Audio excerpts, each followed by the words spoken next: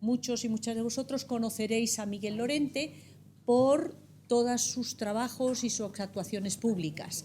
Hay un aspecto muy importante de su trayectoria, que es su trabajo como médico forense, entiendo, granadino, trabajador en la universidad, pero quizás en relación con este curso nos interesa por qué fue a nivel nacional en un momento dado muy conocido y muy valorado. Y es por sus trabajos literarios y sociales y de investigación, por aquel libro que tuvo mucho eco, que se llamaba, provocativamente, Mi marido me pega lo normal, que enfrentaba la cuestión de la violencia de género en un sentido similar al que nos ha hablado Gil Calvo esta mañana.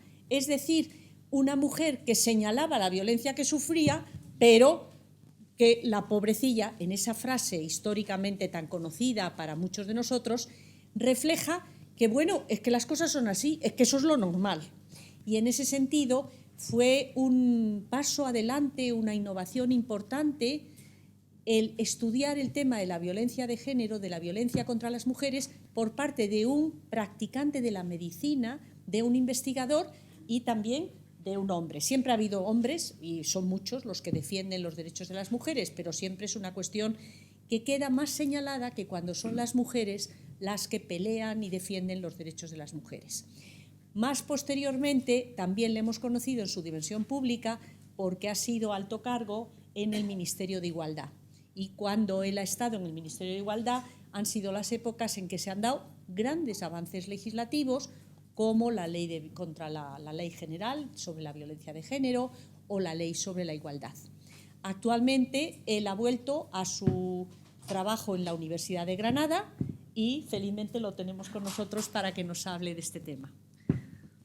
Muy bien, buenos días a todas, buenos días a todos, y la felicidad es compartida porque además de poder contribuir y colaborar a reflexionar sobre la violencia de género, a ese debate, que es un poco el tema que se planteaba, y por lo tanto alguna crítica y algún cuestionamiento de lo que se hace y de lo mucho que no se hace, pues me ha permitido reencontrarme contigo, Inés, que hacía mucho tiempo que no nos veíamos, con muchas amigas aquí presentes y especialmente con Ana María Pérez del Campo, que eso ha sido la sorpresa más grande, porque Inés sabía que estaba, pero Ana María fue de las primeras personas que conocí cuando mi trabajo científico como forense salió de los juzgados, salió del despacho de la clínica forense, y fue una mujer que me abrió mucho los ojos hacia esa otra realidad que hay más allá de los despachos, de las clínicas, de los juzgados, que es la realidad social, el machismo, la desigualdad, para entender un poco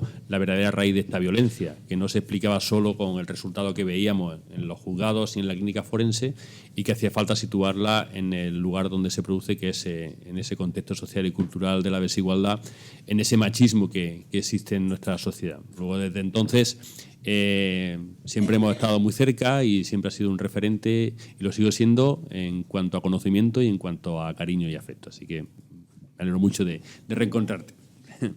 Bien, y entonces, entrando en el tema sobre el debate social que hay alrededor de la violencia de género, que no hay alrededor de la violencia de género, yo creo que se queda, y por lo que he visto en la diapositiva que había con anterioridad, voy a incidir en algunas de las cuestiones que ha planteado Enrique con seguridad, pero yo creo que se resume de forma muy clara, muy directa, ese debate en un acontecimiento que ocurrió hace muy poquito, ¿no? Y fue el debate que hubo entre los cuatro candidatos de los principales partidos ante las elecciones del 26J. Un debate en el que un tema como el de la violencia de género no salió espontáneamente y fue planteado por la única mujer precisamente que estaba participando como periodista en el debate, y que con todo lo que supone la violencia, que ahora vamos a ver, realmente supuso un 22 segundos, pero no solo 22 segundos y dos silencios, porque no todo el mundo habló ni siquiera para cubrir el expediente y plantear un poco cuál era su política o su planteamiento, su crítica frente a la violencia de género.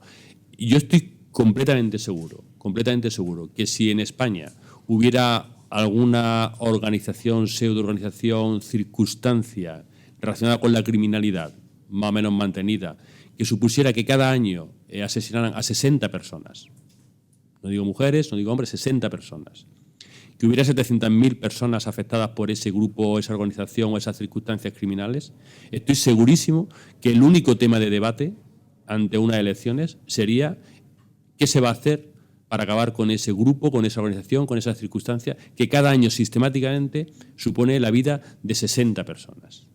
Bueno, pues eso, en definitiva, es lo que produce la violencia de género. Una situación social, una situación cultural, una relación basada en determinadas ideas, creencias, mitos, estereotipos, que sistemáticamente, de media cada año, conlleva la muerte de 60 mujeres. No personas en abstracto en general, sino 60 mujeres. Y ocurre un año, ocurre al año siguiente, ocurre al año siguiente, ocurre al año siguiente, ocurre al año siguiente, y sin embargo no da lugar ni a una reacción social y menos a una reacción política, incluso cuando se le plantea de manera directa, da lugar a 22 segundos y 2 silencios. Luego, eso nos marca de manera muy clara, muy definida, cuál es el debate y, por lo tanto, cuál es la circunstancia social que va a lugar a que el debate sea ese y no otro. Claro, cuando uno se acerca a este problema puede pensar, bueno, realmente no hay un debate social porque el problema no es tan grave. No hay casos, tal, pero el problema no es tan grave. Pero estamos hablando, como decía, de que cada año, según la macroencuesta, son 600.000 las mujeres que sufren violencia. La última que cuantificó en términos exactos fue la macroencuesta de 2011, pero la de 2015 indica que ha aumentado, el porcentaje no ha cuantificado, aproximadamente unas 700.000 mujeres. Y además, como decía, cada año, a media, entre 60 y 70 mujeres son asesinadas por esta violencia de género. Luego, el hecho de que no haya debate cuando la realidad es tan grave ya indica que hay un posicionamiento claro por parte de quien no debate.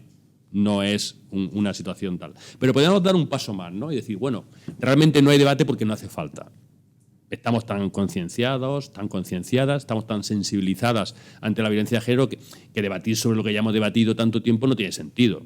Tenemos un problema, estamos poniendo toda una serie de medidas para resolverlo, pero no hace falta que debatamos sobre algo que ya sabemos que está ahí y que tenemos que abordar, ¿no?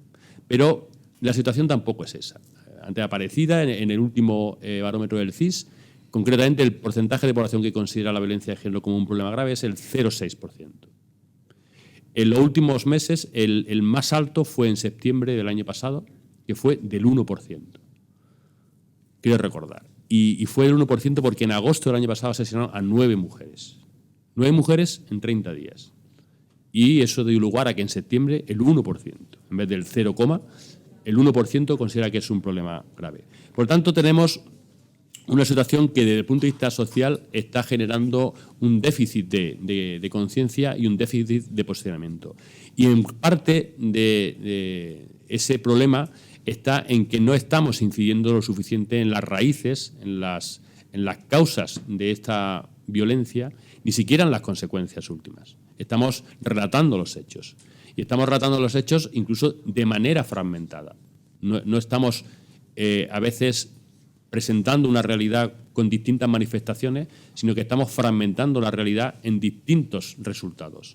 Y para mucha gente nada tiene que ver cuando un joven de 18 o 20 años asesina a su novia con el hecho de que un hombre de 75 o 80 años asesina a su esposa. Aparecen cosas totalmente al margen. Y por lo tanto, en lugar de ver cómo funcionan los elementos comunes para que en uno y otro caso se lleve a cabo la violencia y ese resultado, se entiende que estamos ante situaciones completamente diferentes, cada una caracterizadas por unas circunstancias y unos elementos inmediatos. Por lo tanto, el relato no genera conciencia crítica. Necesitamos algo más y ese algo más tiene que ser el debate sobre los elementos que hay alrededor de toda la violencia para generar conciencia crítica, para tener referencias sobre las que posicionarnos y sobre las cuales decidir a la hora de votar a un partido o a la hora de callar a una persona que está haciendo un comentario o a la hora de criticar a un compañero o a la hora de decirle a un hijo ni se te ocurra controlar ni decirle a una chica cómo tiene que vestir, ni decirle a una chica ni se te ocurra dejar que un chico te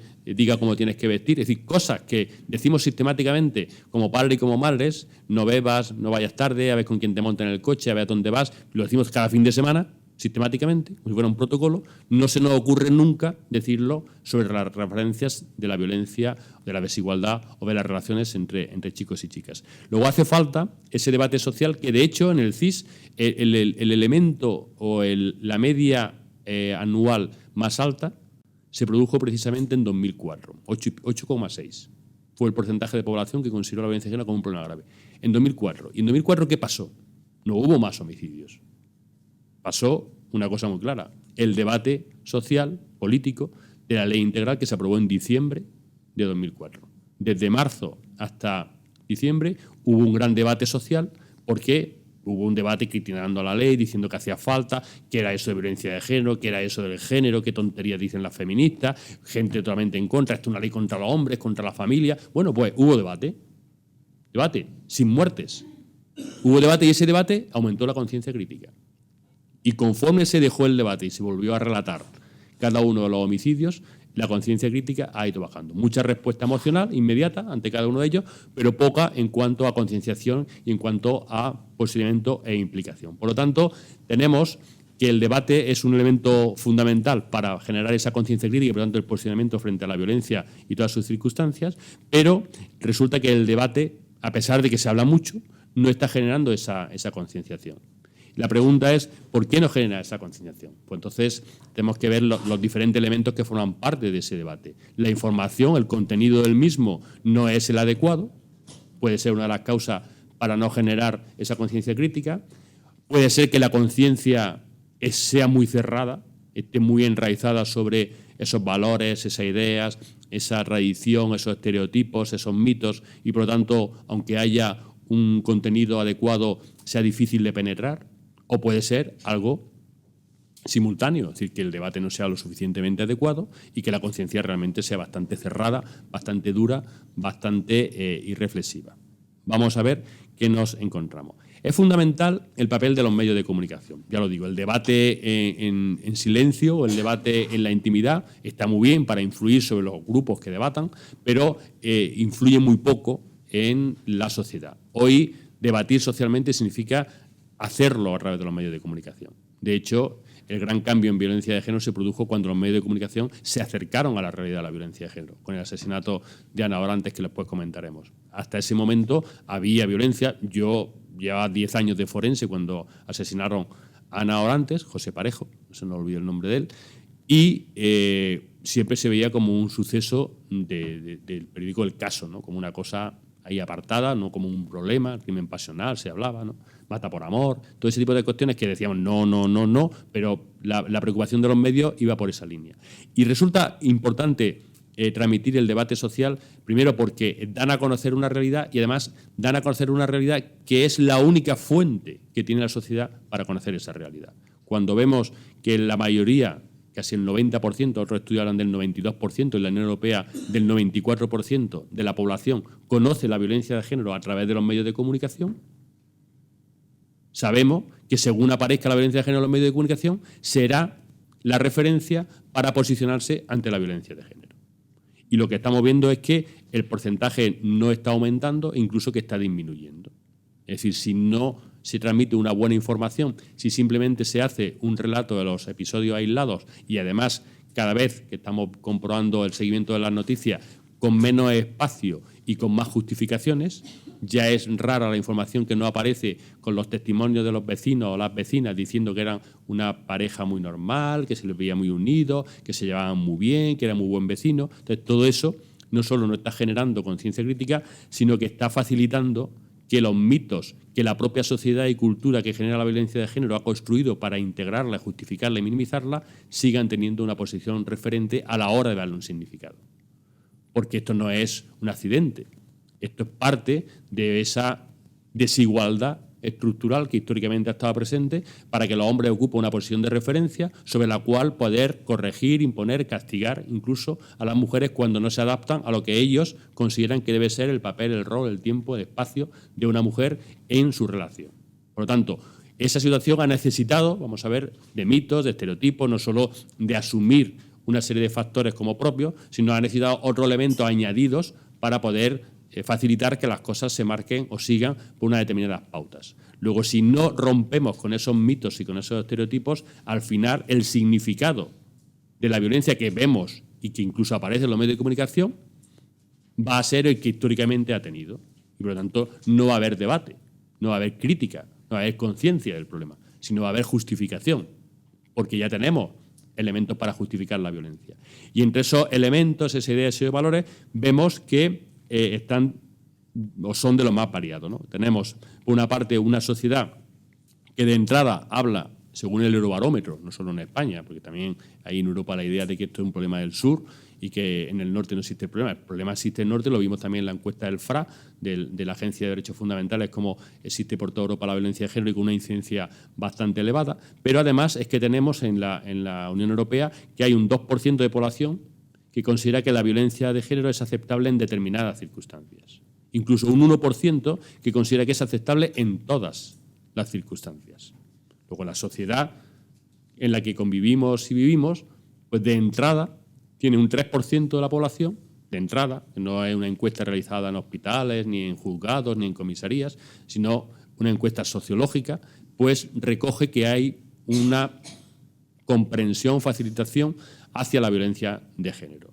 Y esa situación hace que, por ejemplo, en la macroencuesta 2015 aparezca que el 44% de las mujeres que no denuncian dicen que no denuncian porque la violencia que sufren no es lo suficientemente grave. Es decir, están reconociendo que sufren violencia, pero no es lo suficientemente grave como para ser denunciada. Que es lo mismo que me decían a mí en el año 88 con esa frase de mi marido me pega lo normal y seguían. Pero hoy se ha pasado. Y lo que están diciendo las mujeres en 2016 es mi marido me pega lo normal. Y cuando se pasa, lo denuncio. Pero si no es lo suficientemente grave, no lo denuncio, porque es lo normal. Luego no hemos roto con esa normalidad cultural desigual machista que es la que está marcando las pautas para justificar la violencia que existe dentro de las relaciones. Y además tenemos un 21% de la población, de mujeres, que no denuncian porque dicen sentir vergüenza. ¿Por qué siente vergüenza una mujer cuando la maltrata el marido? ¿Por qué no siente vergüenza una mujer cuando la agrede el vecino, por ejemplo? Porque culturalmente, otro de los mitos que se han transmitido es que si tu marido te pega es porque tú has hecho algo. Los maridos no pegan.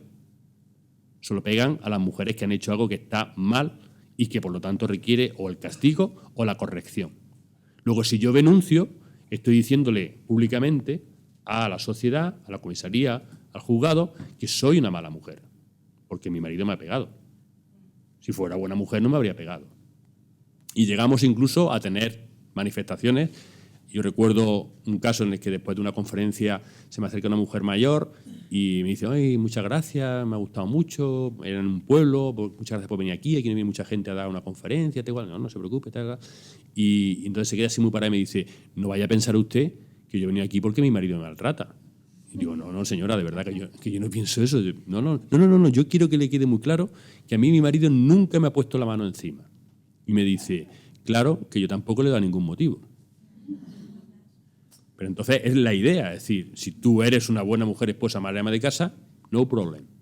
No vas a tener problemas, nunca te van a agredir. Ahora, como seas una mala mujer, esposa, madre ama de casa, podrás sufrir una agresión. Entonces, esa situación es la que está en la sociedad y la que influye para continuar la violencia, incluso para avanzar con esa violencia mantenida hasta el homicidio. Y cuando se produce el homicidio, pues tampoco hay problema. Tenemos mitos para todo. Y tenemos el mito de que los hombres que matan lo hacen por el efecto del alcohol o las drogas, porque están trastornados psicológicamente, porque tienen una personalidad especialmente violenta o porque tienen alguna enfermedad mental y si no la tienen, pues le da un trastorno mental transitorio, o porque han vivido la situación de violencia de pequeño, o porque son inmigrantes. No hay problema. Tenemos mitos para todo. Cada uno encaja en su momento, de manera que no haya una conciencia de problema social, sino una suma de problemas en la sociedad. Y ante eso, la conciencia crítica no se produce y seguimos en el relato de cada uno de los hechos, terribles todos, pero en el relato, sin entrar a fondo en las cosas, en las circunstancias. Y de hecho, fijaos que esto ocurrió la semana pasada. Uno de los, creo que es el penúltimo homicidio que se ha producido, el penúltimo asesinato, y desde la propia investigación, desde el propio ayuntamiento, estaban hablando de que la causa del homicidio es la enfermedad de la víctima, porque tenía depresión. Primero, habría que preguntar ¿por qué tiene depresión la mujer? Porque una de las consecuencias de la violencia de género es la depresión, que se puede producir. Pero bueno, sin entrar en eso, aún así, ¿quién es el marido para decidir sobre la vida de una mujer por la enfermedad que tenga? Porque a veces se ha hablado de demencia, del Alzheimer, de un cáncer. ¿Y usted quién es para decidir sobre la vida de su mujer? Y que encima de todo se vea como una justificación razonable por parte del pueblo, de la gente, del ayuntamiento. Y esa culpabilidad de la mujer es una situación que vemos que está presente en todo momento. De hecho, hay un porcentaje de población que considera que, bueno, que la culpa de la mujer cuando mantiene la relación, y que incluso en un estudio que hizo el Centro Reina Sofía el año pasado, pues el 30% de los jóvenes, que otra de las trampas ha sido poner la solución en el tiempo cuando el tiempo es la causa. Los años de desigualdad, la historia de machismo es la causa del problema que tenemos. Por lo tanto, el tiempo nunca va a ser solución. El tiempo lo que hace es consolidar lo ya existente, salvo que junto al tiempo pongamos en marcha iniciativas, políticas, medidas para corregir la deriva que ha tomado el tiempo en su momento. Pero si no cambiamos el rumbo, el tiempo siempre nos llevará a un presente continuo. El tiempo no es mañana, el futuro no es mañana, el futuro es un lugar diferente. Si prolongamos el presente no estamos hablando de futuro. Podrá ser el año que viene, pero eso no es el futuro. El futuro es estar en un lugar distinto al presente. Y eso requiere adoptar medidas que no solo sean cronometrar los días, sino llevar a cabo acciones para llevarnos a un lugar diferente. Por lo tanto, vemos como todos esos mitos están presentes y juegan con una doble, una especie de complementariedad. El estereotipo, básicamente, el atribuir determinados comportamientos, conductas, elementos a personas y circunstancias, lo que de alguna manera hace es facilitar y evitar el conflicto, mientras que el mito, cuando se ha producido el conflicto, cuando te genera ya la situación, digamos, de enfrentamiento, de duda, de agitación, pues lo que hace es darte un argumento para resolver esa aparente contradicción. De manera que el juego de mitos y estereotipos es muy eficaz, porque el estereotipo lo que hace es evitar el conflicto, mientras que el mito lo que hace es resolver el conflicto.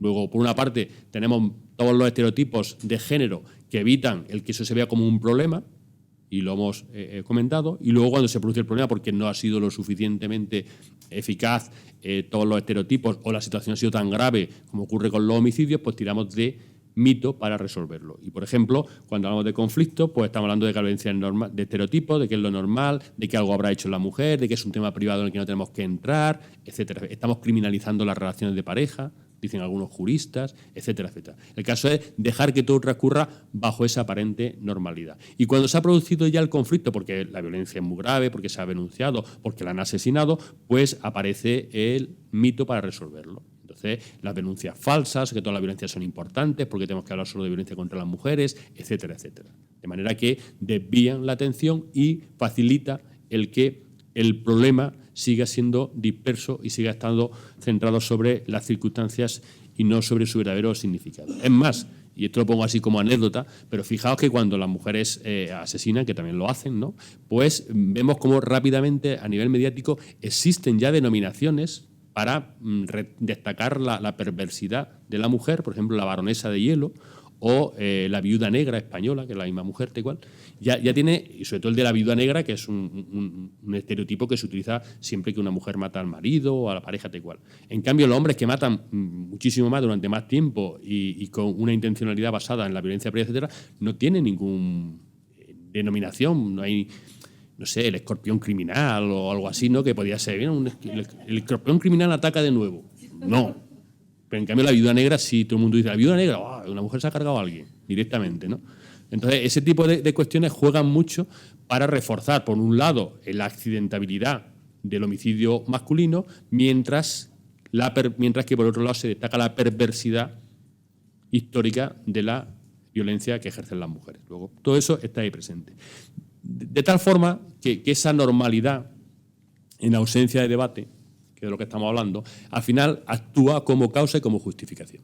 Digamos que la causa está basada en esa normalidad, pero es que precisamente esa normalidad es la justificación para no responder ante la violencia de género. Ejemplo, Tribunal Supremo. Confirmación de la sentencia de la Audiencia de Valladolid, en la cual se dice literalmente, no sé si se verá bien, sí se ve bien, ¿no?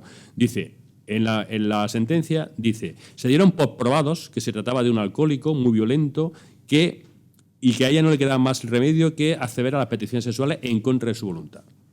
Eso el Código Penal dice que es violación. Fácil. Relación sexual en contra de la voluntad, violación. ¿Qué es lo que dice el Tribunal Supremo confirmando lo que previamente había dicho la Audiencia de Valladolid? Que como era lo normal, pues no es violación. Es pasión, es... no sé. Pero no es violación. Y te lo dice así, reconociendo que no le quedaba más remedio que tener relaciones sexuales en contra de su voluntad. Pero no es violación. De manera que si tú vas a la FNAC o al Corte Inglés y te llevas un libro y no te pillan, va otro día, te lleva otro, va otro día, te lleva otro, ese día con más cuidado porque hay 2 guardias de seguridad. Total, que un día, y cuando llevas ya 35 libros, un día te paran. ¿Dónde va usted? No, usted se está llevando un libro sin pagarlo, igual. No, yo es que habitualmente me lo llevo así. Llevo ya 34, este es 35. Ah, bueno, pues sigue usted. No tiene sentido. Te condenan por el 35 y los 34 previos. Pero en violencia no. En violencia no. En violencia tú puedes violar, el primer día te la juegas, el segundo día te la juegas un poco menos y a partir del tercero ya puedes ir más tranquilo. ¿Por qué? Cuando digan, no, es que yo tenía relaciones, pero de manera habitual. Con lo cual, es una situación terrible, pero está confirmada por el Supremo, ¿eh? No estamos hablando de un juzgado ni de una audiencia, sino por el Supremo. Entonces, esa situación es un poco la que está construida sobre esas referencias sociales y culturales. No son accidentes, no son derivas, no son interpretaciones erróneas. Es parte de la coherencia que el propio sistema genera alrededor de todos sus valores, de todas sus ideas, de todos sus mitos, de todos sus estereotipos, para darle sentido a su propia construcción. Porque si no sería un sinsentido y entraría en conflicto. Entonces, no hay una neutralidad ante esta situación. O nos posicionamos claramente en contra de la violencia de género y de todo lo que hay alrededor de ella, o estamos posicionados a favor de que continúe esa violencia, la desigualdad, el machismo y todo lo que la ampara. No hay neutralidad. O estás en contra o estás permitiendo que continúe, porque ya está. Por lo tanto, esa situación es la que tenemos que ver. Por lo tanto, cuando no se debate en términos críticos sobre desigualdad, sobre violencia, sobre discriminación, sobre todos estos elementos que están en la base y en la raíz del resultado que luego criticamos, estamos permitiendo que el debate machista siga sobre las referencias de la desigualdad, con todo lo que está ocasionando, que además está ocasionándolo de manera reactiva, ya no solo de manera tradicional a lo que ha sido siempre, sino ahora de manera reactiva frente a los cambios sociales que se están produciendo. Y por lo tanto hay un interés en generar un debate paralelo o añadido o bien, más bien único, sobre las referencias de la desigualdad, no sobre las referencias de la igualdad. Y ahí es donde el postmachismo entra de manera directa para generar esa confusión necesaria de manera que todo siga igual. Es decir, el postmachismo es el machismo, no es una superación del machismo, es una estrategia del machismo para permitir que todo siga igual. Es cambiar para seguir igual, es decir, que los hombres cambiamos, nos adaptamos, nos dejamos barba, nos la quitamos, nos echamos crema, vamos al Mercadona, casi siempre con la lista hecha, lo que haga falta, pero siempre sin renunciar a nuestra posición de poder. Y hacemos y nos adaptamos a lo que sea necesario, como han hecho otros hombres a lo largo de la historia. Los hombres de hace 20 años no tienen nada que ver con los hombres de hace 100 años, pero los dos tenían la posición de poder, igual que ahora. Entonces, adaptarse no es transformarse. Adaptarse es adoptar los medios necesarios al contexto social para intentar no generar un conflicto que se vuelva en contra tuya. Transformarte es enfrentarte frente a esos elementos para marcar una forma distinta de comportamiento, de conducta, de actitud, de identidad. Y eso es algo que los hombres no han hecho y se van adaptando a las nuevas circunstancias. El postmachismo, básicamente, lo que busca a través de ese debate social que genera de manera simultánea, paralela y casi única, porque tiene muchos más medios, es tratar de generar una realidad paralela. Fijaos que hoy no vamos a hablar de la cuarta cultura, otro día hablamos, pero en la cuarta cultura, que es el momento que vivimos actualmente, es mucho más fácil crear una nueva realidad que influir sobre la realidad existente. Antes los medios básicamente intentaban influir, lo hacen todavía y lo hacían mucho más antes, ¿no? Pero ahora es más fácil crear una realidad paralela, mucho más fácil. Y te la generan, porque la diversidad de los instrumentos que tienen los grupos mediáticos confunden la multiplicidad con la pluralidad y la diversidad. Y tú te encuentras con gente, yo me encuentro en la facultad mucha gente, tal, mira qué ha pasado. No, eso no es verdad, porque me estuve leyendo, informando, tal. Sí, porque mira, por la mañana me levanté y estuve oyendo la COPE, después, fíjate, pues me leí aquí los periódicos La Razón, el ABC, después vi Antena El Rey, después por la noche estuve viendo El Gato al Agua, El Gato Pardo, no sé cómo está igual, ¿no? Entonces, dice, este hombre, no sé, dice, yo tengo la opinión muy contrastada. No. Tú estás leyendo un grupo mediático o una serie de medios que lo que hacen es reforzarte desde por la mañana hasta por la noche todo el mensaje y la interpretación que se da del mensaje o de los hechos desde la posición de ese grupo mediático. Pero tú no estás contrastando información, tú estás reforzándola con diferentes argumentos. Entonces, en esa estrategia, que no es exclusiva para la desigualdad y la violencia de género, es un poco en la que se mueve el postmachismo a través de también las redes sociales y de los medios que utilizan, ¿no? Entonces, hay más influencias en cuanto a la fuente, pero menos influencia en cuanto a que lo que hacen es reforzar la posición más o menos generalizada que ya se parte o de la que se parte cuando uno se acerca a determinados medios y no a otros. Por lo tanto, el postmachismo busca mantener a través de ese debate social basado en la desigualdad, las referencias clásicas de la desigualdad y de la cultura patriarcal, y lo hace fundamentalmente, por eso tiene fácil, generando confusión, porque no tiene que dar ninguna alternativa. A diferencia de una propuesta en igualdad que tiene que estar cuestionando la realidad y planteando alternativas, y no es fácil, porque no son ideas asépticas, sino que están cargadas de valores, están cargadas de posicionamientos críticos, y eso tiene que remover no solo conciencia, sino a veces también sentimiento, mientras que el postmachismo lo que tiene que hacer es generar confusión, lanzar mensajes que confundan. ¿Por qué? Porque la confusión genera duda. Cuando estamos hablando de un tema y te meten un dato que te genere una cierta, digamos, intranquilidad o agitación, te genera duda, la duda genera distancia, la distancia pasividad al problema y la pasividad que todo sigue igual. Y, por ejemplo, en violencia de género tenemos de forma clara como argumento muy eficaz las denuncias falsas. Si tenemos un problema que son 700.000 mujeres maltratadas, machismo que da lugar a eso, y 60, 70 mujeres asesinadas. ¿Cómo paro yo a la sociedad para que no se posicione ante esa realidad, que si fuera en cualquier otro contexto sería inasumible? Es decir, en España, en 10 años, desde que mataron al aficionado de la Real Sociedad a los alrededores del campo del Vicente Calderón, Zabaleta, me parece que se llamaba, hasta que han matado a Jimmy, asesinado a Jimmy, también alrededor del Vicente Calderón, ¿no? Creo que han sido 9 o 10 años, han asesinado a esas dos personas, dos aficionados. El grito en el cielo, en la UEFA cada vez que vemos un campeonato de la Champions, stop racismo, porque se ponen a cantarle a los jugadores de color, le tiran plátano. Bueno. En cambio, en violencia de género, que en ese periodo de tiempo han matado a 1000 y pico mujeres, han asesinado a 1000 y pico mujeres, no hay un procedimiento social ni institucional tan sólido, ni tan fuerte, ni tan rotundo contra la violencia de género. Ni al nivel de la UEFA hay una campaña cuando en Europa cada año, según los estudios de Naciones Unidas, son 3.300 las mujeres asesinadas por violencia de género por sus parejas. La violencia de género en un sentido amplio más. Solo por las parejas, 3.300 mujeres. Y no hay una campaña de la UEFA para parar eso, que no hay 3.300 personas asesinadas en Europa por racismo. No lo hay. Pero la UEFA considera que es muy importante actuar contra el racismo, yo también, pero sería mucho más importante por significado y por resultado hacerlo frente a la violencia de género.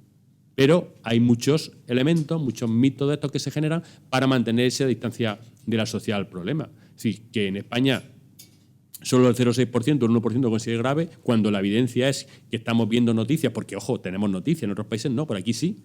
Aquí sabemos que aunque solamente sea la noticia del homicidio, va a aparecer. Una vez más, otra vez menos, pero va a aparecer en los telediarios y en los medios de información, fundamentalmente en la prensa escrita y digital. Bueno, pues ante eso se genera el argumento de la denuncia falsa, y con ese argumento hace que la gente dice, sí, pero es que la mayoría son falsas. Y además te dan el dato, que son muy del postmachismo, ¿no? El 80% son falsas. Con lo cual tiene más credibilidad, ¿no? Entonces, esa situación vemos que no se corresponde con la realidad, que la realidad no indica tanto por la Fiscalía General del Estado como por los estudios que ha hecho el Consejo General del Poder Judicial. Incluso el primero que se hizo lo dirigió Inmaculada Montalbán, bienvenida. Hablaban del 0,10%, 0,018%, 0,010%. la memoria de la Fiscalía General del Estado. Y además la propia Fiscalía General del Estado en la memoria de 2012 dijo, ojo, que cuando no hay condena no significa que los hechos no hayan ocurrido. Simplemente que en muchos casos no hay los elementos de prueba suficientes como para romper con la presunción de inocencia. Pero no quiere decir que no haya ocurrido. Simplemente no se puede condenar a una persona cuando no está objetivamente y sólidamente demostrado que el hecho que ha sido denunciado realmente ha sucedido. Y luego otro argumento que cada vez se está utilizando más, sobre todo porque empezó con la época de la crisis, ¿no?, es el hablar del negocio de las asociaciones de mujeres, del feminismo, de los hombres como yo, que vivimos del negocio, del dolor, del sufrimiento de las mujeres que sufren violencia de género. Así que nuestro único interés es dar conferencias, escribir libros, hacer algo que nos dé dinero, ¿no? Entonces, hablan de la instrumentalización de todo esto para obtener beneficios económicos. Y como es un argumento económico en una época de crisis, pues tiene mucho impacto y una forma muy rápida de cuestionar cualquier planteamiento que se haga. Y esa situación, que fue concretamente una columna que se escribió a raíz de la marcha del 7N por Arcadia Espada, no es un hecho aislado. En cuanto se cuestionó el contenido que se estaba planteando y se dijo, ojo, que estamos hablando de 60, 70 mujeres asesinadas cada año, de 700.000 mujeres, de discriminación, etcétera, etcétera, pues cuando se cuestionó todo eso, rápidamente salieron los de los medios, los grupos mediáticos, a defender a quien en su nombre había plasmado lo que ellos piensan y creen. Que no es un accidente, que está todo muy organizado y de manera muy coherente para defender esas posiciones que estamos diciendo que el debate social es el que tiene que modificar o cuestionar de alguna manera. Y todo eso, en el fondo, ocurre porque realmente cuando hablamos de igualdad estamos hablando de una organización completamente diferente, una referencia cultural completamente distinta. Y estamos cuestionando las identidades. Esta tarde hablaremos algo cuando hablemos de educación y prevención, ¿no?, de hombres y mujeres construidas sobre esa referencia social y cultural. Porque, ojo, ser hombre y ser mujer depende de lo que la cultura diga que es ser hombre y ser mujer. Ser hombre en España no tiene nada que ver con ser hombre en Sudáfrica, o ser hombre en Arabia, o ser hombre en Japón, en Argentina o en Estados Unidos. Y ser mujer no tiene nada que ver en España, que en Arabia, que en Japón o que en Estados Unidos. Y si tú no eres hombre, según tu referencia social y cultural te dice que es ser hombre, tú eres un mal hombre. Tú estás siendo cuestionado como hombre y tú estás siendo cuestionada como mujer, porque no te estás ajustando al modelo o al patrón que tu sociedad y tu referencia cultural considera que es ser un buen hombre o ser una buena mujer. A mí lo primero que me dijeron los fiscales y los jueces cuando empecé a trabajar estos temas como forense, simplemente porque decían, no, eso de que me pega lo normal, ¿qué es? Yo no he visto ningún tío que se pelea en un pub y dice, me han pegado lo normal. No, nadie. Se venía, al contrario, venían todos quejándose, que metían en la cárcel, que se pudra, que tal, que cual, pero nadie venía hablando bien del agresor, como venían muchas mujeres, en buen hombre, muy trabajador, me quiere mucho, pero me pega lo normal, pero eso ha pasado. Y cuando yo empecé a preguntarle a los jueces y a hablar, oye, esto deberíamos cambiarlo, esto no está bien, porque fíjate lo que está pasando, tal cual, bueno, pues nada, eso siempre se así tal, no me hacen ni caso, ¿no? Pero tomamos café juntos. Y un día voy a acercarme, a poco tiempo está yo ya trabajando estos temas, me retraso yo un poco y cuando me estoy acercando al grupo había 3 o 4 jueces, 3 o 4 fiscales, y un fiscal se vuelve y dice, cuidado que viene el traidor. El traidor. Y me convertí en el traidor. Y no echaron cicuta al café, ni me envenenaron, ni nada de eso, pero de repente me convertí en el traidor. Simplemente porque preguntaba, es decir, si me oyen ahora me hubieran matado directamente. Probablemente, no lo sé. Pero yo decir, a mí me llamó la atención, digo, y era gente muy simpática, me llevo muy bien con ellos, y yo creo que ahora están más en mi lado, seguro. Con algunos de ellos he coincidido, es decir, ahora son conscientes de todo lo que yo entonces se planteaba, ¿no? Pero es verdad que de repente entra en el terreno de la duda. ¿Y este tío de qué va con esto? Porque claro, esto era un tema de mujeres. Sigue siendo para mucha gente un tema de mujeres, no hay nada que ver la sala, ¿no? Esta y todas las demás. Pero el hecho de que hoy un hombre dice, ojo, ¿qué pasa aquí, no? Entonces, esa cuestión es un poco el cuestionar lo que se supone que es ser hombre y lo que un hombre tiene que, de lo que un hombre tiene que preocuparse. A mí me decían, yo hice mi tesis doctoral en temas de ADN forense. Estuve en el FBI, en cuántico, todas estas cosas que ahora están muy de moda con las series, ¿no? Pero estuve allí y tal, y a mí me decían cuando empecé a plantear en mi departamento, oiga, que estoy viendo aquí cosas muy graves y muy importantes desde el punto de vista de la medicina forense, ¿no? Como es la violencia contra las mujeres y tal. Y me decían a mí en la universidad, no pierdas el tiempo con eso y tú dedícate al ADN que eres muy bueno. A mí el consejo era dedícate a algo serio y no te dediques a estas tonterías porque esto está ahí, ¿no? Siempre ha sido así. Entonces, ese tipo de romper un poco con la referencia es lo que hace que en todo este proceso el agresor, el hombre, los hombres, queden en un lugar secundario y se conviertan en una especie de hombre invisible del que apenas se habla cuando está causando el problema. Siempre se dice una mujer muere a manos de, no un hombre mata a. Siempre se dice si la mujer ha denunciado o no ha denunciado cuando la han asesinado, pero no se dice por qué un hombre la ha asesinado, o si el hombre había sido denunciado o el hombre había actuado previamente como tal agresor. Cuando se dan recomendaciones para prevenir la violencia sexual, se le dice a las chicas que no vayan a lugares solitarios, que no vayan en zonas oscuras, que no se pongan prendas sexy, pero no se dice a los chicos no vayáis a agredir a una mujer porque vaya por un lugar solitario, ni por un lugar oscuro, ni porque lleve mucho escote. No hay mensajes para el hombre. Todo es para las mujeres. Y luego viene la responsabilidad. Porque cuando se te dice, y yo lo he oído mucho, esas no son horas para una mujer, esos no son sitios para una mujer, lo que te están marcando es una línea que si tú la cruzas, allá tú. Porque se te está diciendo claramente que no son espacios ni tiempos para una mujer. Y eso es lo que ocurrió de una manera clara con el asesinato de Ana Orantes, que todavía cuesta trabajo recordar el nombre de José Parejo, que fue su asesino. Fijaros que en las noticias del momento hablan de 59 mujeres asesinadas ese año y se contaban solamente las relaciones de pareja, ni las exparejas ni las parejas de novios se contabilizaban como violencia de género en el año 1997 y eran 59. Y hasta esa mujer asesinada nadie habló, como se habló entonces, de violencia de género o de violencia contra las mujeres. Y fue porque salió en la televisión, porque contó el caso, etc. Y porque los medios se hicieron eco de ese debate social, que era un debate que Ana María y la Organización de Mujeres mantenían en espacios muy reducidos y con mucha, dificultad de transmitir a toda la sociedad. Y fijaos cómo esa invisibilidad del hombre lleva a que todavía hoy, en el caso de la semana pasada de Frigiliana, el ayuntamiento haya homenajeado y haya guardado un minuto de silencio y igual, tanto para ella asesinada como para él asesino.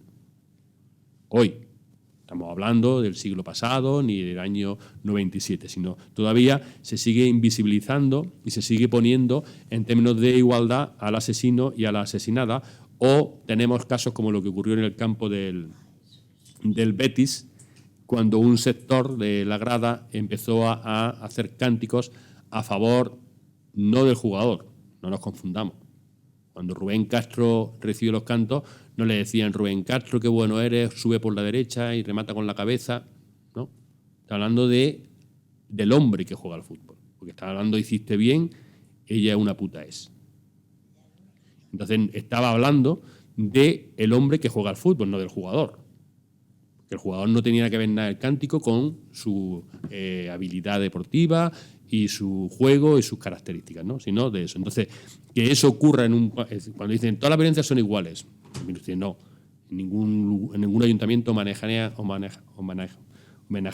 igual al agresor y a la víctima, y en ningún caso cuando hay un homicidio o cuando hay violencia de carácter sexual además se ponen a cantarle al agresor como ocurrió en eso. Y cuando hablamos de la violencia de género tenemos que ser muy conscientes que si hablamos de 600.000 casos de mujeres agredidas estamos hablando de 600.000 hombres que agreden.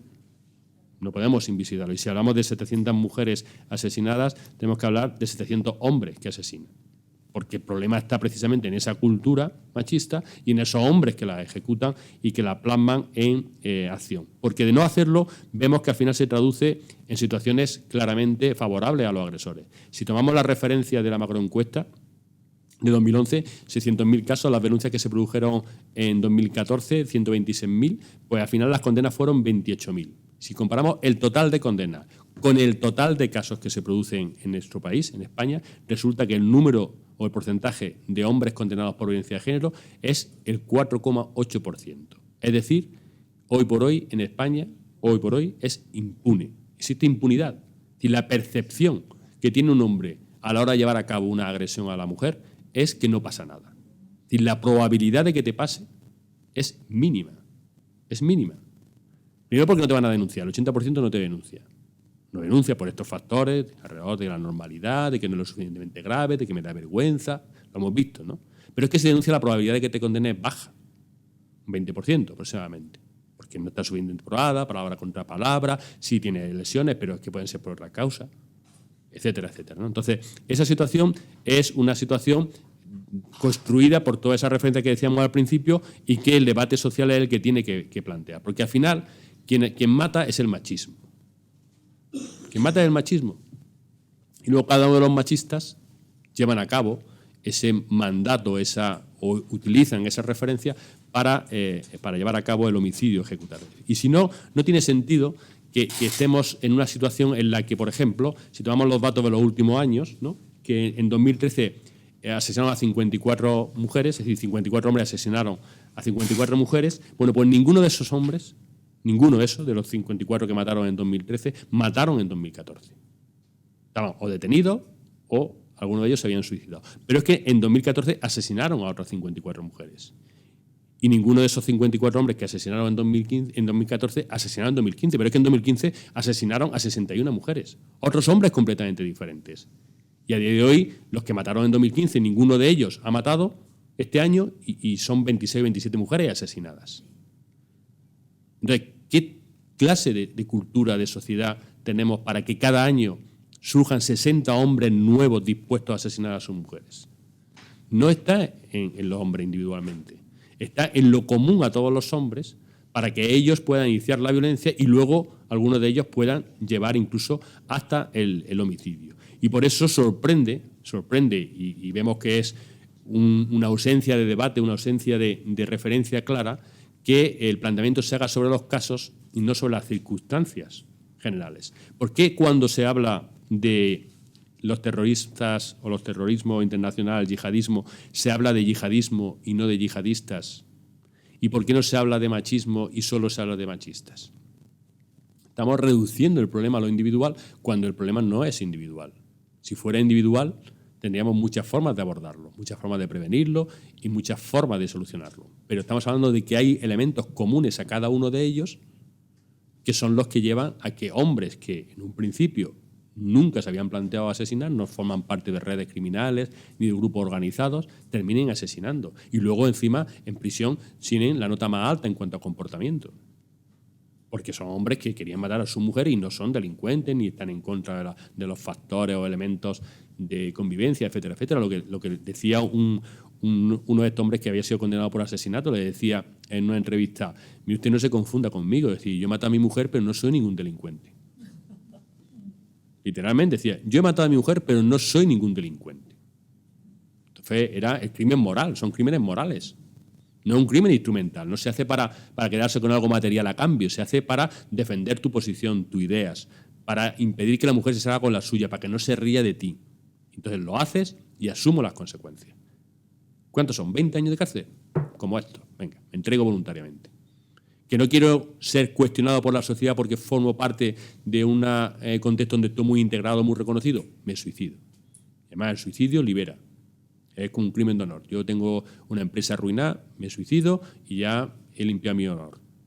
Has dejado la deuda a tu mujer y a tu familia, pero bueno, pero no está limpiado según tú, ¿no? Entonces, esa idea de que el suicidio es un elemento de honor, pues facilita que muchos de estos, un 20% aproximadamente, lleven a cabo esa situación. Por lo tanto, necesitamos el debate social, por supuesto, para generar conciencia crítica, no solo para conocer a fondo el relato de cada uno de los sucesos, sino para poder relacionar cada uno de ellos con las circunstancias comunes que abordan a toda esa situación. Porque si no, insisto, podremos intentar mejorar un poco la respuesta valorando el riesgo ante casos de alcoholismo, de drogadicción, de separación, de tal. Siempre habrá factores que sabemos que inciden en el riesgo. Pero hay un elemento común a todos ellos, que es el machismo, que sin solucionarlo nunca se va a resolver el problema de la violencia de género. Y eso tenemos que ser conscientes porque es la única forma de hacerlo, el debate social, y hacerlo de manera que llegue hasta los medios de comunicación que tienen la capacidad de influir sobre la sociedad y de condicionar la agenda política.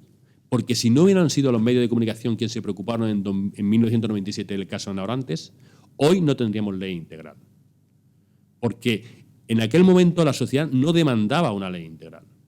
Demandaban las organizaciones de mujeres, pero la sociedad tendría un porcentaje aún más bajo que hoy de lo que es la violencia de género como problema grave. Entonces, si la política se dedica a gestionar el barómetro del CIS, mal vamos. A la política hay que exigirle responsabilidad y tomar las riendas para resolver los problemas estructurales de una sociedad que que, de no hacerse así, irá caminando cada vez más hacia la deriva. Y hoy por hoy no se ve esa implicación en la política, no se ve que alguien quiera tomar un tema en sus riendas o bajo sus riendas para resolver un problema grave como es la desigualdad, como es la violencia de género. Entonces, tenemos que generar ese debate social para de esa manera comprometer a la política y evitar que la situación siga por la deriva actual. Traía esta frase aquí y ya termino de Hipócrates, porque a mí me impactó cuando empecé a estudiar medicina y nos dijeron que Hipócrates, que era nuestro padre de la medicina, ¿no?, decía que la medicina no curaba, que quien curaba era la naturaleza. Y entonces eso recién entra en medicina y dice, ostras, pues entonces me he equivocado, tenía que haber sido biólogo o guardia forestal o algo de eso, ¿no? Pero dijeron, no, pero después Hipócrates decía que la medicina ayudaba a la naturaleza a curar. ¿Ya? Me gusta, ¿no? Entonces, aquí es igual. Quien va a resolver el problema de la desigualdad y la violencia de género es la sociedad. Eso está claro, para mí está clarísimo. Pero la política tiene que ayudar a la sociedad a resolver el problema de la desigualdad y la violencia de género. Porque tiene que hacerlo para que se haga antes y en un sentido determinado. No solo que sigan sucediendo cosas hasta que dejen de pasar. Porque entonces siempre será tarde y, como yo me gusta insistir, en violencia de género el tiempo pasa en vidas y no en días. Por lo tanto, no podemos seguir contándolo como lo venimos haciendo ahora, porque al final el resultado será siempre grave y siempre demasiado triste, ¿no? La realidad nunca es un accidente, es el resultado de lo que hagamos o dejemos de hacer. Si no hacemos lo suficiente por alcanzar la igualdad y por evitar la violencia de género, luego no nos podemos quejar del resultado en términos de violencia de género. Porque muchas veces te preguntan, bueno, ¿y qué está pasando para que sigan matando a mujeres? Y la pregunta es, ¿y qué ha pasado para que nos sigan matando a mujeres? ¿Qué ha pasado? Que tenemos leyes que luego no se aplican, no se dotan de medios, no se trabaja en la concienciación, no se trabaja en la educación. Y entonces creemos que lo que tenemos es un accidente, cuando es el resultado precisamente de todo ese déficit. En todo esto es lo que tiene que entrar el debate. No solo en cada uno de los casos aislados, porque es la única forma de generar esa conciencia crítica que conmueva, en el sentido de que agite y que lleve a la acción tanto a la sociedad como a la política. Muchas gracias.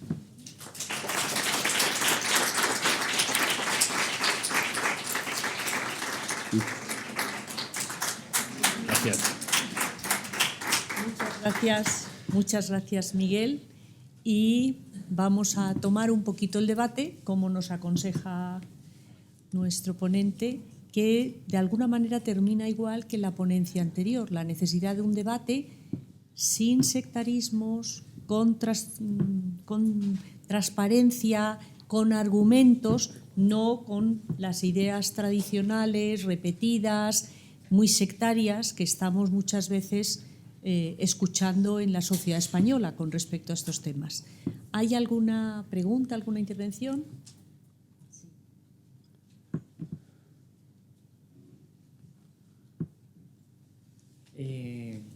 Muchas gracias, Miguel, por la conferencia. Ha sido fabulosa y has tocado en puntos, yo creo que muy importantes, ¿no? Yo destacaría dos fundamentalmente. Es ese debate, pero también la necesidad de concienciar a las propias mujeres. Es decir, es escalofriante que sobre la violencia de género se establezcan distintas intensidades y que en función de esas intensidades las mujeres denuncien más o menos, pero con un agravante más. Es decir, porque como todo está tan profundamente interrelacionado, ¿cuál es ese agravante más? El miedo de la propia mujer a ir a denunciar y que se considere que su denuncia, bueno, pues que es de baja intensidad. Eso es tremendo. Entonces, yo creo que habría que hacer un debate, pero habría que hacer campañas que no se está haciendo de desenmascarar que cualquier tipo de violencia, por pequeña, por mínima que sea, es violencia y por tanto es intolerable. Mientras que la conciencia de esa intensidad no vaya transformándose, va a ser muy difícil atajar todo esto, además del debate, porque evidentemente cuando es la propia mujer la que justifica, me pega un poquito, o es mi hombre y tiene, esto lo he oído yo, y lo he oído en entornos académicos, en entornos escolares, con alumnas y alumnos de bachillerato. Es decir, la conciencia entre los alumnos, que es gente ya adulta, ¿eh? Es gente que va a ser miembros de la sociedad del pleno derecho, con capacidad de votar y con capacidad, por lo tanto, de ocupar distintas esferas en todos los órganos y en todo de decisión, de poder y demás.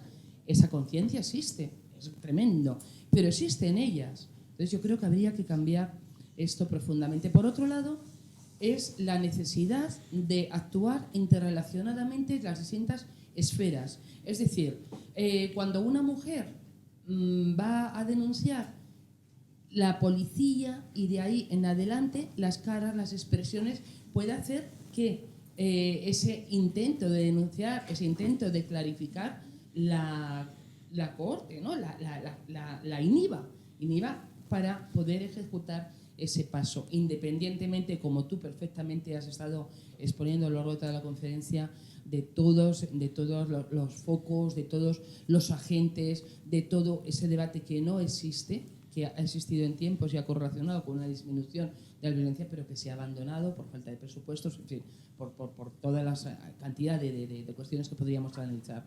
Sí, yo creo que toda la complejidad viene, estando perfectamente de acuerdo contigo en el debate, pero también de la falta de, educativamente, de cambiar esquemas de comportamiento, de modelos, de actitudes, de percepciones, etcétera, etcétera. Y bueno, pues muchísimas gracias de nuevo. Gracias. Vamos a pedir 2 o 3 Vale. palabras. ¿Tiene un papel? Sí, sí, por supuesto.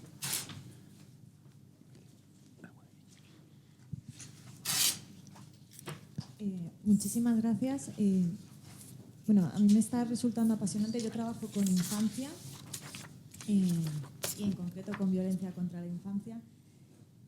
Y escuchándole, muchas de las cosas que ha comentado me venían a la cabeza en relación a niños y niñas que también sufren y padecen la violencia, incluida la violencia de género, que también les afecta directamente. Entonces, me han venido varias series de dudas a la cabeza en el sentido de que yo, como decía la compañera, el tema de la denuncia es el primer paso para la restauración, al menos así lo entendemos en psicología y lo entendemos cuando trabajamos en ámbitos de violencia. Pero claro, para denunciar tú tienes que tener el contexto adecuado para poder hacerlo. Y es cierto que creer en lo que una persona que va a denunciar un acto que atenta contra su integridad es fundamental, y es cierto que muchas de las personas a las que acudimos por primera vez no están preparados y ahí sí existe. Yo es que creo que el tema está en la aceptación social que tiene la violencia. Y creo que en la violencia de género hemos avanzado muchísimo más. Admito que no soy experta en violencia de género, pero hemos avanzado muchísimo más, porque habitualmente, en general, en términos generales, cuando tú ves a un hombre pegarle una bofetada a una mujer, espero que no lo veamos muy a menudo, pero en general solemos soliviantarnos. En el caso de la infancia es un poco diferente, porque cuando vemos a un papá o una mamá pegar una bofetada a un niño o una niña, decimos, bueno, quizás haya hecho, vete tú a saber lo que ha pasado. Entonces, me unía los dos tipos de violencia, porque no creo que estén tan separados. Es cierto que son violencias diferentes, pero creo que no están tan separados, y creo que tienen muchas cosas en común con el hecho de la impunidad. En la violencia contra la infancia también hay muchísima impunidad, con el tema de la sociabilización de la violencia. Es decir, como sociedad aceptamos la violencia de una forma bestial en todos los ámbitos, y nuestra infancia hoy en día tiene muchos problemas de género, de machismo. Es decir, los grandes problemas que tienen es aceptar estereotipos que les vienen dados de la educación que reciben de sus familias, de sus padres, de sus madres, en el entorno escolar, etcétera, etcétera. Y luego me llama la atención, o siempre me ha llamado la atención una cosa, y usted es médico y a lo mejor me puede ayudar, yo siempre considero que la violencia debe ser considerada un tema de salud pública, porque hay evidencias médicas cuando las mujeres o cuando los niños y las niñas sufren violencia de que la están sufriendo, y sin embargo tampoco existen los mecanismos adecuados para que eso llegue a convertirse en denuncia, o para que llegue a ser un elemento más. Sí, los médicos tienen sus vías de denuncia, obviamente, pero muchas veces se quedan ahí y no dan ese paso adelante. Simplemente eran reflexiones que me han surgido a la hora de escucharla. Gracias. Muchas gracias. ¿Hay alguna otra intervención? Ana María.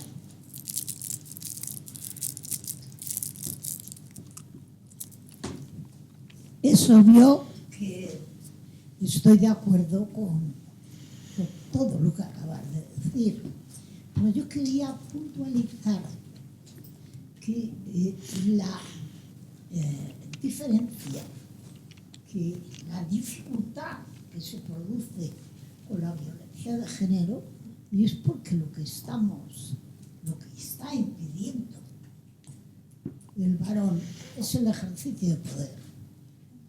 Es decir, la igualdad nos lleva a poder ejercer el poder, a poder compartir poder con nuestro congénere, que es el hombre, que conjuntamente forman el género humano.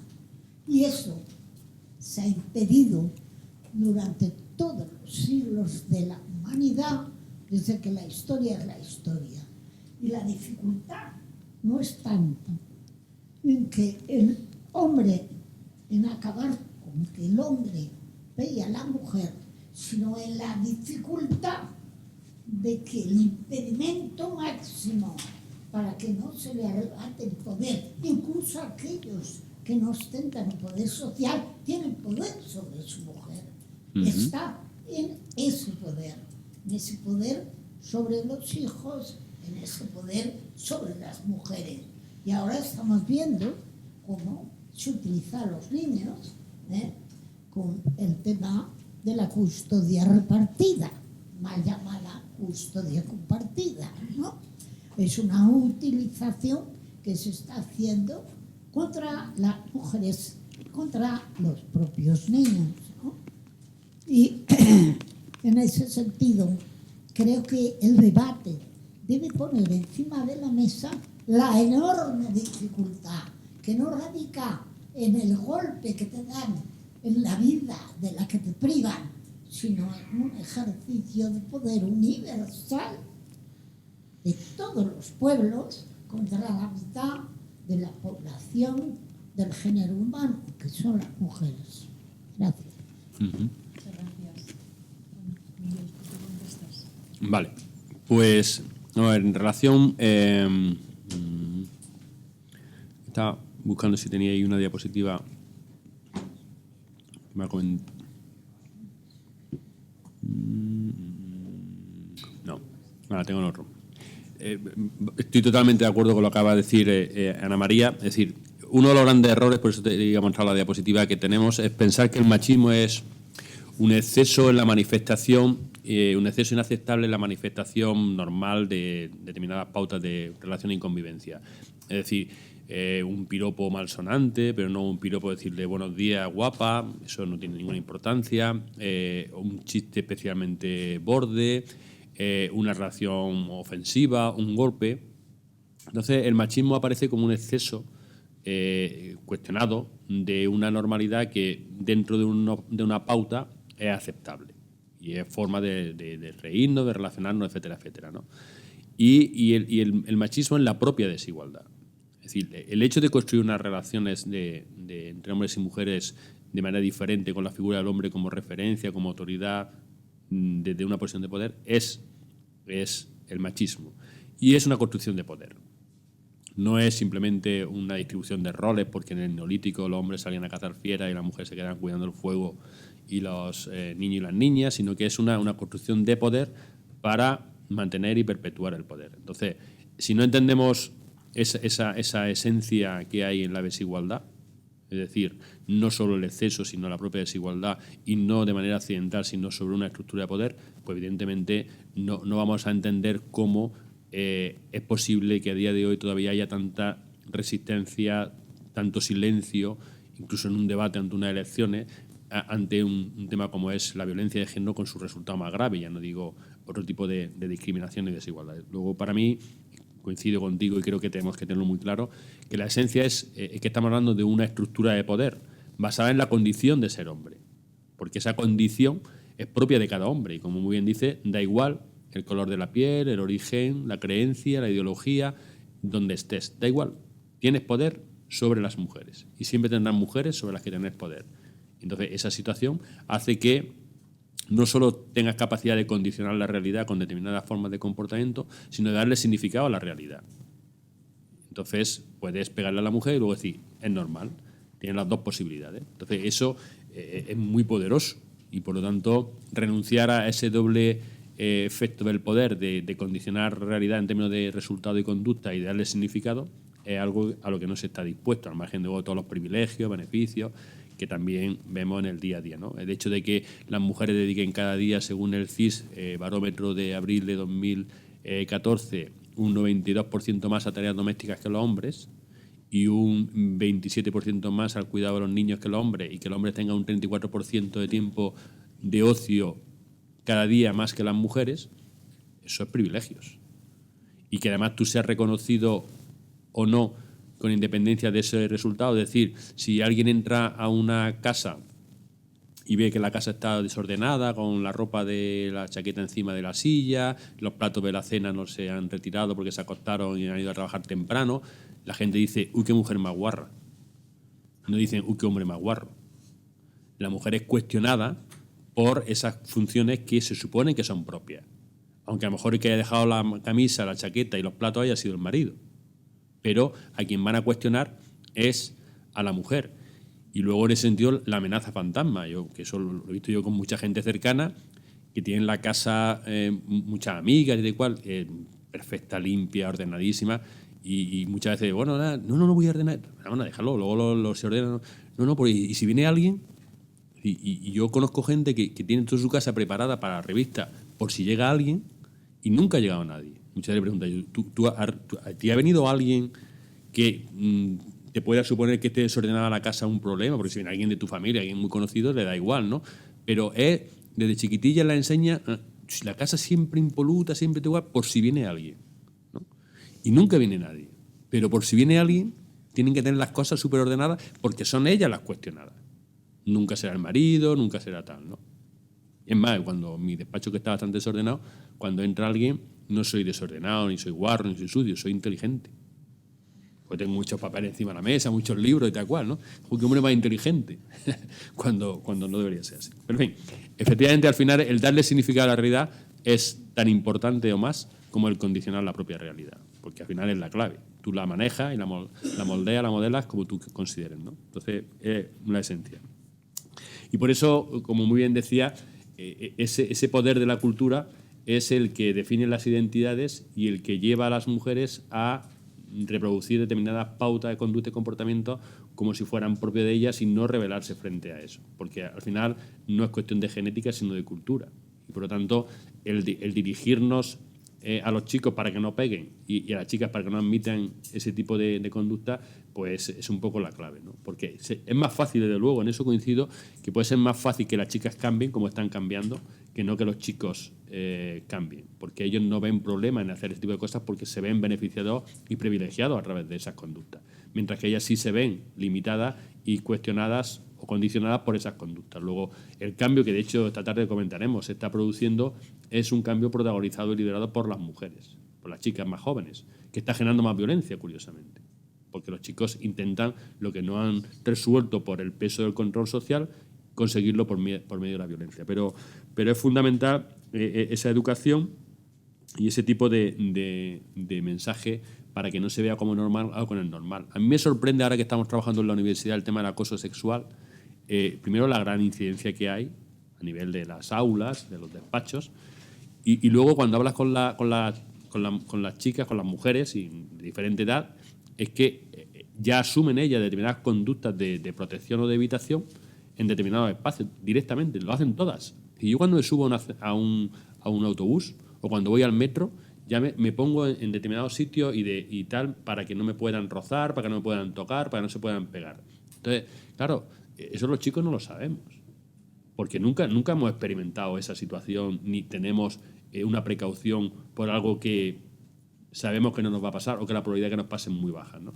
Entonces, todo ese tipo de condicionantes que una mujer tiene que prever para evitar ser acosada por un hombre es algo que va generando como una especie de focalización que parte de su libertad, de su tiempo, porque al final van limitando ellas determinadas cuestiones, espacios, actitudes, para evitar que sean utilizadas en su contra, como ocurre, porque hasta en los Sanfermines estamos viendo cómo el divertirse es considerado como una incitación a la violencia sexual. Y está recogido en los estudios. Es decir, una chica que bebe, una chica que viste sexy, una chica que baila y tontea con los niños y tal igual porque se está divirtiendo como ellos, es considerada que es como una víctima propiciatoria para violencia sexual.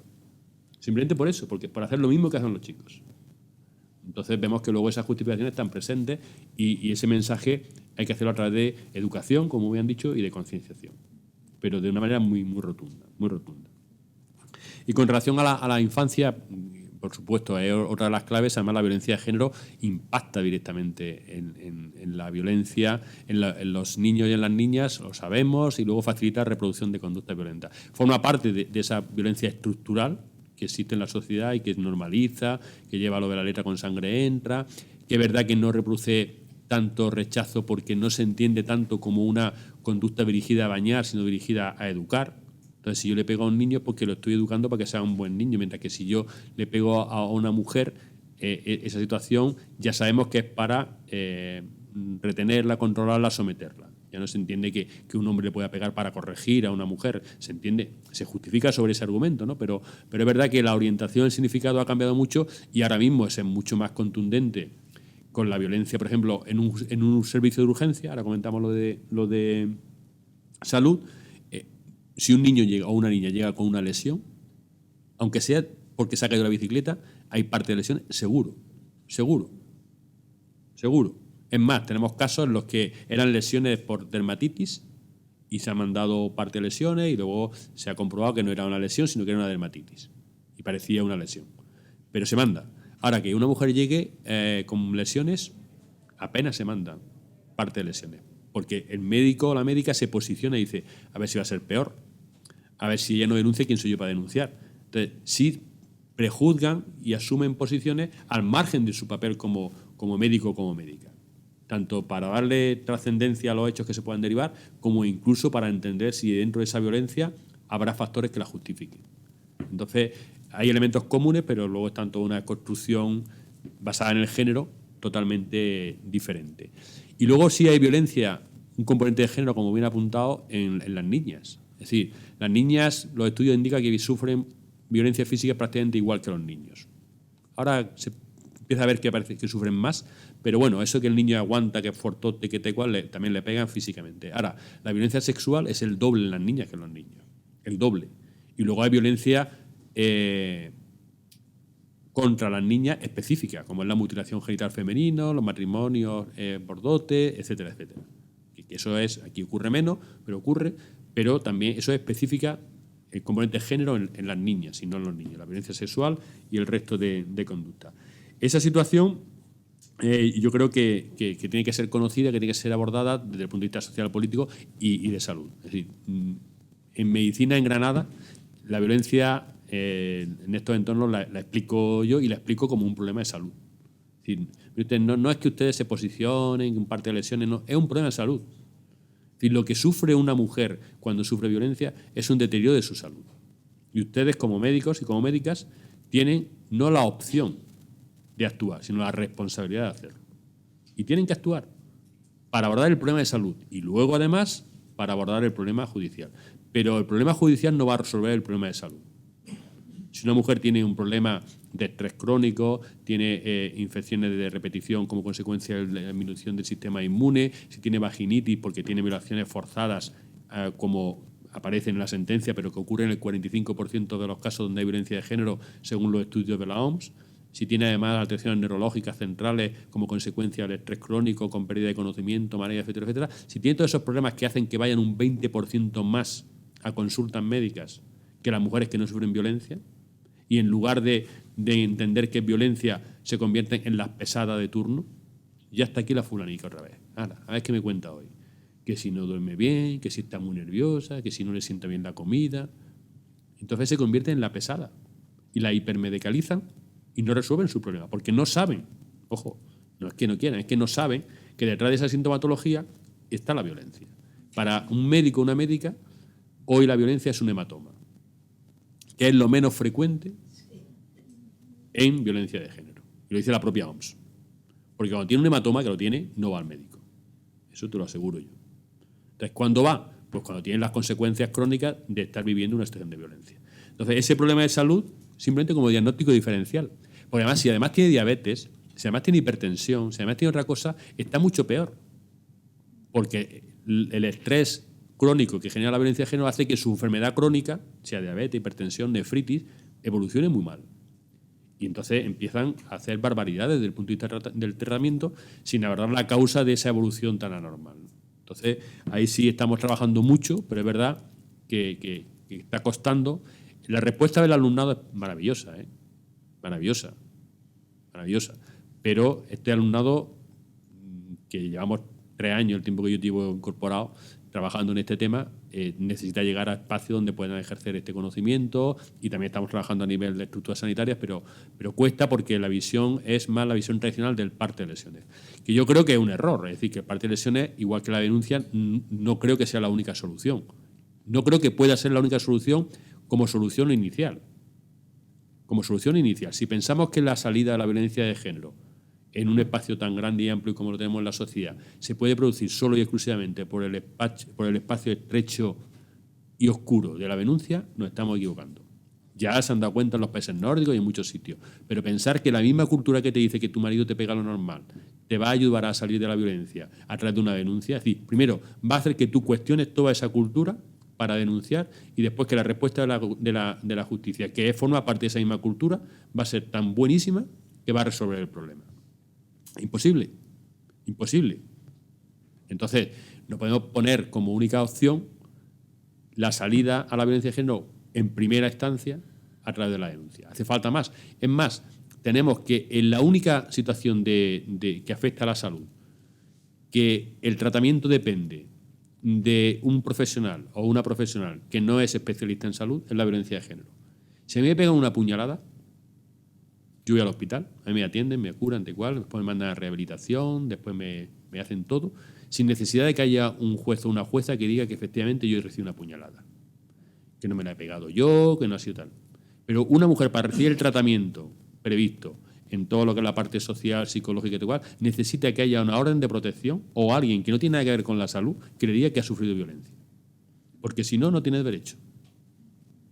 Entonces, es tan sin sentido la estructura que tenemos para tratar un problema con derivadas en la salud, en lo laboral, en lo familiar, en lo relacional, en lo social, en todo, que al final es imposible que esto vaya bien. Puede ir bien en algunos casos, y va bien, ojo, y va mucho mejor que iba, pero evidentemente tenemos que dar una pensadilla más, porque si no, nos vamos a quedar solo con lo más grave, con lo más dramático, con lo más terrible, pero no con el problema social que tenemos de fondo.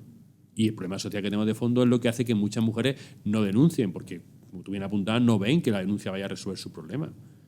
Si es que para muchas de las mujeres la primera opción o la primera inquietud no es que manden al marido a la cárcel, sino resolver su problema de salud, el de sus niños, el de sus niñas, el de la custodia. Todo eso es lo que le preocupa. Y la primera opción es que llega la policía y detiene al marido, se lleva esposado delante del vecindario y tal cual. Yo no denuncio a mi marido, pues yo no quiero que se lo lleven esposado así tal. Entonces, eso mismo, que se ve como un mecanismo muy potente, al final actúa para que muchas mujeres no quieran denunciar. Y luego, si denuncian, no resuelven los problemas que la sentencia asume, porque no tiene por qué resolverlo. La sentencia, bueno, lo comentará Inmaculada, pero la sentencia entra lo que tiene que entrar, pero después está todo lo demás. Entonces, yo creo que efectivamente hay muchos elementos que tienen que ponerse en relación, y tenemos que trabajar mucho en ese sentido. No esperar al rebosamiento del vaso, sino a vaciar el recipiente de la violencia. Y eso exige prevención y actuar adecuadamente sobre el líquido que ya está dentro del recipiente. Bueno, me gustaría poder hacer una pequeña intervención que me ha interesado muchísimo dentro de toda tu presentación, un tema que ha sido tradicional en esta cuestión de la violencia contra las mujeres y que sigue existiendo, que es la responsabilidad a la propia víctima. Tradicionalmente, la mujer violada, la mujer estuprada, la mujer golpeada era responsable de lo que le había pasado. Y eso que se ha intentado contrastar, y yo creo que en nuestra sociedad hemos avanzado mucho en ese sentido, sigue siendo una constante. Entonces me ha interesado muchísimo cómo lo has señalado en niñas, en mujeres, en ancianas, etc. Y esto me recuerda una anécdota que cuentan, que yo creo que es interesante, de la primera mujer que fue primera ministra en Israel, Golda Meir, a finales de los años 60, que hubo en una ocasión unas violaciones tremendas en el Estado de Israel que motivaron pues una conmoción, se habló mucho de ello, y entonces en el Consejo de Ministros cuentan que se planteó medidas a tomar. Y entonces algún ministro, seguramente del Interior, dijo, pues vamos a poner un toque de queda, que a partir de las 10 de la noche las mujeres no puedan salir a la calle. Y dijo Golda Meir, bueno, yo creo que los agresores son hombres, vamos a poner un toque de queda y que los hombres no puedan salir a partir de las 10 de la noche a la calle y a los lugares oscuros. Claro. Pero, en fin, Sí. bueno, muchísimas gracias, Miguel. Muchas gracias. Gracias.